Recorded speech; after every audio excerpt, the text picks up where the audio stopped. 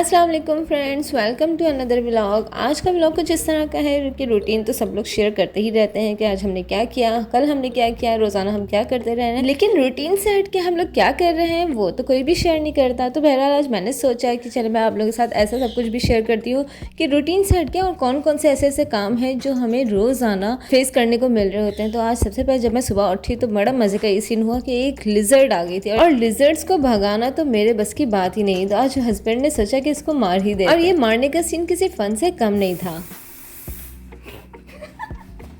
और चूंकि मैंने फ्रीज़र की क्लीनिंग बहुत दिन से नहीं की थी तो ये काफ़ी हद तक भर रहा था। तो आज मैंने सोचा कि चलो इसको भी क्लीन कर लेते हैं, वो भी ज़ारा के उठने से पहले पहले। लेकिन इसको बंद करने के बाद कोई मुझे लगे 2 घंटे, और 2 घंटे तक कोई बर्फ़ घुल के ही नहीं दे रही थी। फिर बहुत ज़ोर ज़ोर से जब मैंने उसके ऊपर मारा, मैंने उसको होश दिलाया कि जी आपको मेल्ट होना है। तो फिर वो बर्फ़ घुली। उसके बाद मैंने उसको कुछ जाके क्लीन किया है। अब बताइए क्या हुआ है आपको, किसने डांटा? क्यों बेटा, मुझसे क्यों नाराज हो गई? ओह माय गॉड, मेरी सोनी मुन्नी क्यों नाराज हो गई आप मम्मा से?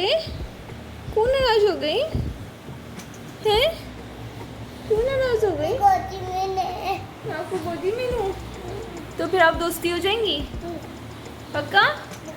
से I love you mama, I love you too. और जी औरतों के काम खाना वगैरह बनाने और घर समेटने के अलावा और भी बहुत से काम होते हैं, यानी जिन्हें आप कह सकते हैं कि एक्स्ट्रा काम। जब हमारे पास कोई काम नहीं होता तो एक्स्ट्रा काम बहुत ही ज़्यादा होता है, और ये एक्स्ट्रा काम ऐसे होते हैं जो ख़त्म होने का नाम ही नहीं लेते। तो आज मेरे एक्स्ट्रा काम में आ गया था हरे धनिया को काट के सेव करना। हरे धनिया को मैं हमेशा इसी तरह से काटती हूँ ताकि उसकी डंडियाँ भी उसमें आ जाए, क्योंकि मैंने सुना था कि जब हरे धनिया को डालना हो तो उसकी डंडियाँ भी साथ डाल दें तो ज़्यादा खुशबू आती है। तो मैंने सोचा इसकी भी कुछ ट्रिक्स मैं आप लोगों के साथ शेयर कर दूँ। तो ये ट्रिक आप लोग भी यूज़ करके देखिएगा। ट्रिक नंबर 2 मेरी ये है कि हरे धनिया को प्रिजर्व कैसे किया जाए। सबसे पहले वो तरीका जो मुझे सब्जी वाले ने बताया है कि हरे धनिया को आप बगैर धोए शॉपर में करके बिल्कुल सील करके फ्रिज में रख दें तो ये आपका 5 से 6 दिन चल जाता है।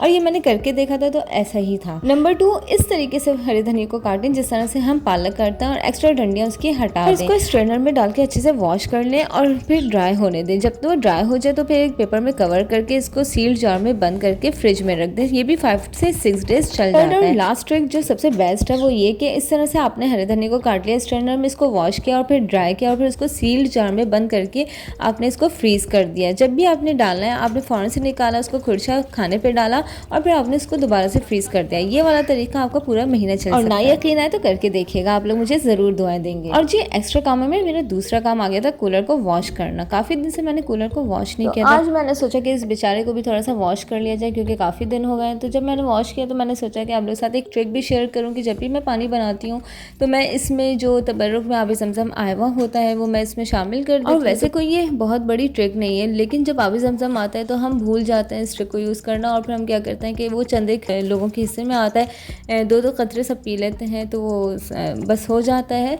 तो मैंने सोचा कि आप लोगों को याद दिला दूँ कि आइंदा अगर आप लोग कभी पानी बनाए और आप लोगों के घर में तबर्रुक रखा है तो आप इस पानी में शामिल कर, फिर घर के तमाम लोग अल्लाह की इस नेमत से भी इस्तिफादा हासिल कर सकें। और जनाब आज मैं बना रही थी आलू पालक। आलू पालक के लिए पालक मैं पहले से प्रिजर्व करके रखती हूँ। वो इस तरह से कि पहले आप लोग पालक अच्छे से काटें और उसके बाद उसको अच्छी तरह से धो के, यानी तकरीबन उसका पानी 3 मरतबा आपने ज़रूर निकालें क्योंकि इस पालक में मिट्टी ज़्यादा होती है। तो उसका पानी निकालने के बाद आपने उसको ड्राई करना है और सील्ड बॉक्स में उसको फ्रीज़ कर देना है। जब आप फ्रीज़ कर देंगे तो फिर आपने निकालना है और उसको बस पकाना है। तो आलू पालक के लिए मैंने ऑयल मिली लहसुन की आधी डली और 3 अदद लाल साबुत गोल। फिर जब तेल में वो कड़कड़ाने लगा और लहसुन थोड़ा सा ब्राउन होने लगा तो फिर मैंने उसमें छोड़ दी पालक। और यहाँ जल्दी जल्दी में मेरे काम चेक करें कि मैंने पतीली में फ्रोज़न पालक ही डाल दिया है, लेकिन चलो खैर कोई बात नहीं। फ्रोज़न पालक डालने के बाद आप उसको अगर ढक देंगे तो वो 2 मिनट में मेल्ट भी हो जाती है। जब पालक लहसुन के साथ थोड़ी सी मिक्स होने लगती है और थोड़ी अच्छे से गिची गिची सी हो जाए तो उसमें आपने डालने हैं टमाटर और हल्दी, नमक और कुटी हुई लाल मिर्च, और फिर उसको अच्छे से पकाना है तब तक कि जब तक कि टमाटर गल ना जाए। जब टमाटर गल जाए तो उसमें आलू छोड़ के थोड़ा सा पानी ऐड करके ढक के पकने के लिए छोड़ दें ताकि आलू अच्छे से गल जाए। और यहाँ पालक की कड़वाहट ख़त्म करने के लिए एक ट्रिक ये है कि इसमें थोड़ा सा दूध ऐड कर दें। दूध ऐड करने के बाद इसको अच्छे से पकाएं, इसका सारा पानी खुश्क हो जाए और ऑयल ऊपर आ जाए और आपकी आलू पालक की सब्जी तैयार है। लेकिन आप इसके साथ गरम गरम नान पे मक्खन लगा के पेश करेंगे तो इसका मज़ा दोबाला हो जाएगा। तो ये ट्रिक भी आप लोग भी ज़रूर यूज़ कीजिएगा।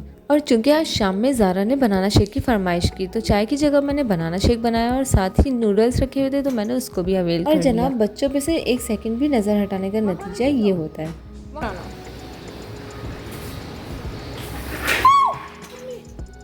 और जब किसी के आने का पता चलता है तो ज़ारा की तैयारी शुरू हो जाती है। ज़ारा फटाफट से हेयर बैंड लगाती है और वो समझती है कि मैं तैयार हूँ। और चूँकि ज़ारा का तो फ्रेंड भी आ रहा था तो ज़ारा तो बहुत ज़्यादा एक्साइटेड थी। कौन आ रहा है? हमारा फ्रेंड आ रहे हैं ना, आपका फ्रेंड आ रहे हैं ना, क्या नाम है उसका, आपके फ्रेंड का?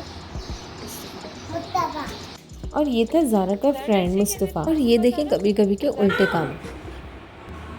ये देखो जरा से ही बनाया है कि अपने बच्चे के लिए फ्राइंग पैन में, वो भी ऐसे आलू जो बिल्कुल काले हो गए हो।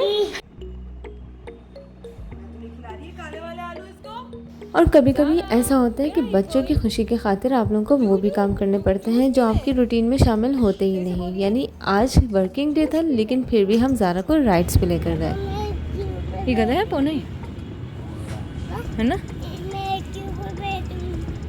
पोनी है ये, सो रहा है ये। बहरहाल आखिर में हम लोग गए शेक पीने, क्योंकि जो शेक मैंने घर में बनाया था वो ज़ारा को तो पसंद ही नहीं आया था, जबकि था तो बिल्कुल ही सेम बाहर जैसा, लेकिन पता नहीं क्यों बच्चों को बाहर की चीज़ें ज़्यादा पसंद आती हैं।